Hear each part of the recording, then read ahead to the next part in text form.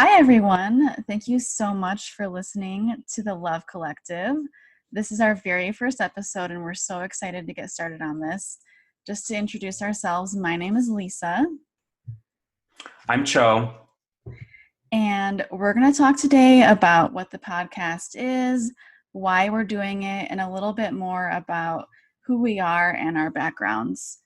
So to get started, we're starting this podcast to talk all about how millennials do love.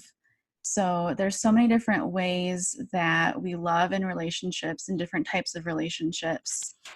And we're going to be focusing mostly on romantic relationships, but we could even be talking about work. We could be talking about friendships, family, and how millennials are totally rewriting the rules that we love each other by.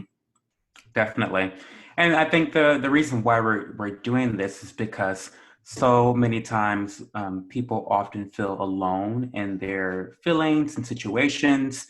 And I think that through social media, through things like podcasts, Twitter, Facebook, you can find a hyper connection between individuals. And hopefully, this podcast can serve as a way to alleviate people of that feeling of despair or loneliness, or feeling as though they're dealing with a certain situation by themselves. Yeah, social media has just totally changed the way that we relate to each other. Oh, yeah. For better or worse, I do recognize that there are some setbacks to that. But you're right, it's almost like any loved one that you can think of is just at your fingertips if you want to connect with them. But it also can create situations that have a lot of frustration and anxiety tied to it. And I Oh, think yeah. so often people feel like, well, I've been, what are the different terms now? Ghosted. There's so many terms that Oh, yeah. we'll dive into all of them, I promise. Right. We've all been there.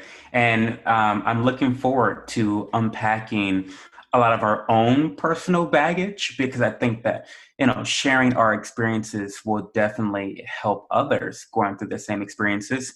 And hopefully it can help, you listeners out there to unpack some of your own baggage too. Absolutely. Yeah, there's a lot there that we can talk about. A lot to talk about. Yeah. So But yeah, I think you've touched on the fact that we're going to focus on romantic relationships, but I also want to just say that we can discuss all relationships. The focus will be on romantic relationships, but if you have an issue with a family member, or even a friend, a friendship, those things are relationships that we would love to talk about as well. I think there's insight that we all can share in different experiences that we've had. Um, that's worth discussing. let's talk more about who we both are. Sure. And I Ladies first. wanted to do this podcast mostly because I'm a marriage family therapist. And so I've learned a lot about relationships, whether it's family, friends, love, through school. And most of my job is working with couples and families. And I think that it's just, the rules, like I said earlier, are so different now due to millennials and due to social media that I'm hearing of new challenges in relationships that come up every single day. And I think it's really fascinating to hear different people's stories about how, how relationships have changed, how the rules of relationships have changed. And so I'm so looking forward to diving into all of that. Awesome. Um, what a great introduction. So Lisa is going to be bringing you all the professional background when it comes to relationships. My professional background is in the restaurant industry. I run a successful restaurant in near Columbus, Ohio. But outside of that, I also I'm a YouTuber. I am a Twitch affiliate. I blog. I do a lot of different things on the internet. It's almost as if I'm the stereotypical millennial. I'm pretty obsessed with social media. I interact on multiple levels on the internet, whether I'm interacting with readers on my blog for Survivor or home renovations. I'm interacting very closely with my viewers on Twitch, my live viewers. I'm always interacting with people in the comment sections of YouTube. So really, or even inside the restaurant, I'm interacting with people all the time. So the last 10 years of my life has been revolving around relationships and kind of building relationships of all different levels, whether they're acquaintances, whether they're deep personal friends, romantic interests, fans, viewers, readers, etc. So I think that the experience that I'm going to bring is valuable because I have a lot of different types of relationships.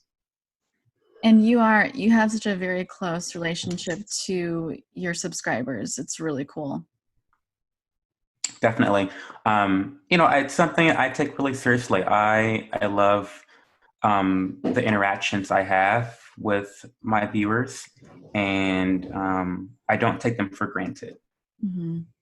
I think the internet, while and maybe we'll talk about this in a future episode, but the internet can be a really destructive thing, but it also can bridge so many gaps between people. The internet offers the ability to be anonymous. And so sometimes you can get people's true character, unfiltered personality on the internet. And that can be a good thing and it can be a bad thing sometimes. And that can be like a series of episodes in and of itself, talking about internet relationships. We'll get there. Wow. I'm already thinking about it. The double-edged sword of Yeah. like people having cyberballs and just thinking they can say whatever they want to say and do. Mm-hmm. That's like the dark side of it. And then the positive Mm-hmm. side of it is that people can find communities of acceptance Of course. that be able to find in their real life communities. Of course. Mm-hmm. Anyways, that'll be an interesting one. Yeah. So, by the way, for you listeners out there, Lisa and I have been friends for 11 years. It's a long time. And so we are really familiar with each other. And so sometimes we'll get on to rants or tangents. So I'm going to do my best to try to keep that to a minimum, but they can be fun tangents though. So It could be fun. Yeah. yeah. And very interesting about us. But yeah, we've been friends for about 11 years. We met back in the day, our freshman year of college, Mm-hmm. and we've been super close ever since, which is awesome. Cho lives in Ohio, and I live all the way in Idaho, although I'm originally from Michigan, and we've been able to stay in contact for all those years, and now we're doing this awesome podcast. So it's like I'm super excited. a really good excuse for me to see your face every week. And Oh yeah. It's great.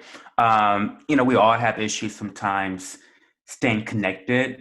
Mm-hmm. Ironically, with social media, sometimes it's hard to stay connected to your friends and family.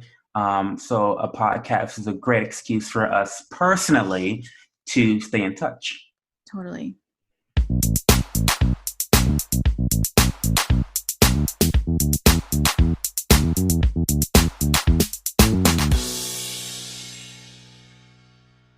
So our topic for today is something that really encompasses, and I think gets this podcast off to a good start, is why aren't millennials getting married? I mean, we both have friends who are married.